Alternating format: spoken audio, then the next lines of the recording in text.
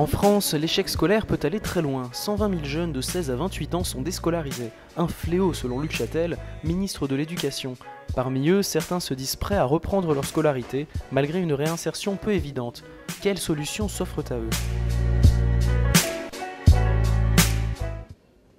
Pour venir en aide à ces jeunes décrochés, 570 CIO, centres d'information et d'orientation, les suivent et les soutiennent. Les conseillers qui y travaillent mettent l'accent sur 3 raisons particulières. Des facteurs d'ordre familiaux, donc faible cohésion familiale, famille qui investit peu dans la scolarité, etc.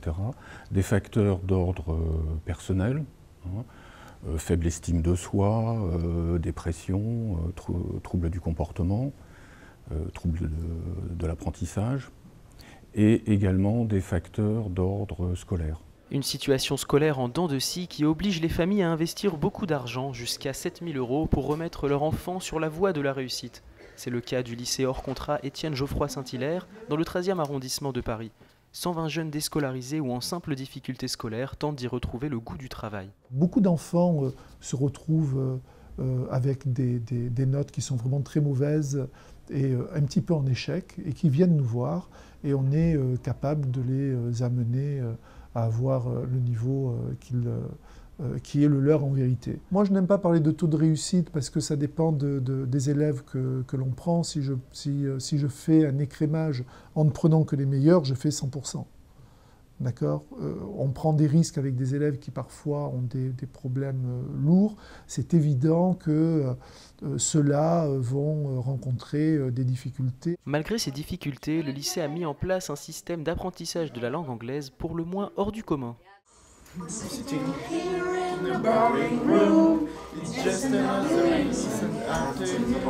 Le temps où un élève parle anglais dans le système traditionnel par an est de l'ordre de 15 minutes par élève et par an. Chez nous, nous avons 1 heure de conversation par semaine. Donc vous voyez que ça change tout. Pour parfaire cet enseignement, les élèves ont des ordinateurs à leur disposition. Ils utilisent WordPad, un logiciel d'apprentissage intensif de vocabulaire anglais.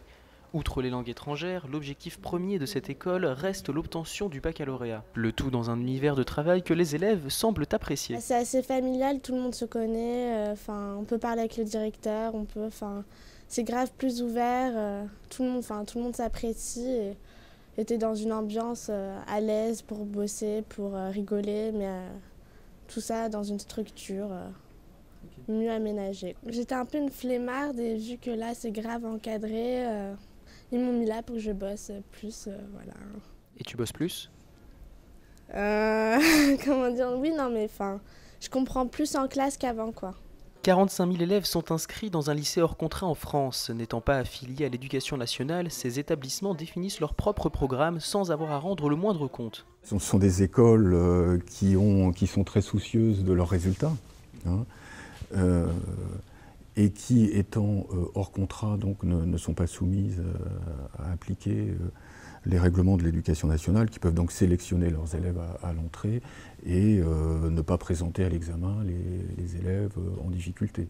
Des difficultés parfois causées par un manque d'autonomie. Toujours à Paris, rue de Vaugirard, le lycée public autogéré permet à ses étudiants de diriger l'école au même titre que les professeurs.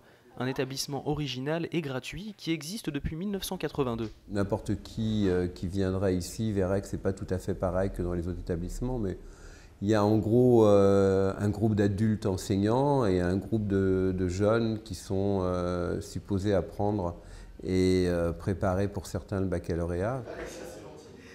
C'est aussi pour beaucoup une rescolarisation, des élèves qui ont eu quelques difficultés avec l'apprentissage et qui ont besoin de s'apparenter un petit peu de nouveau à la scolarité.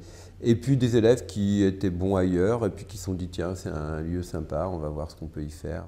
De l'accueil au nettoyage en passant par la préparation des repas, les professeurs et les 250 élèves inscrits s'occupent de tout. Chacun peut proposer de nouveaux programmes. Pour les intégrer au cursus, un vote à main levée de toute l'école est organisé. Il y a des élèves qui proposent de la capoeira, du hip-hop.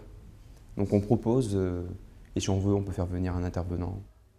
Il y a une égalité entre les professeurs et les élèves. Si un professeur propose un atelier et que personne n'y va, il va se dire ça ne marche pas, donc il va arrêter son atelier. Et un élève, ça peut très bien marcher, il n'y aura pas de différence là-dessus. On apprend en abordant les choses de points de vue différents. On nous explique déjà, par exemple pour les maths, on nous explique pourquoi est-ce qu'on fait ça, à quoi ça va nous servir. Alors que dans le traditionnel, bah voilà, on fait ce théorème-là, à quoi ça sert plus tard, on ne sait pas.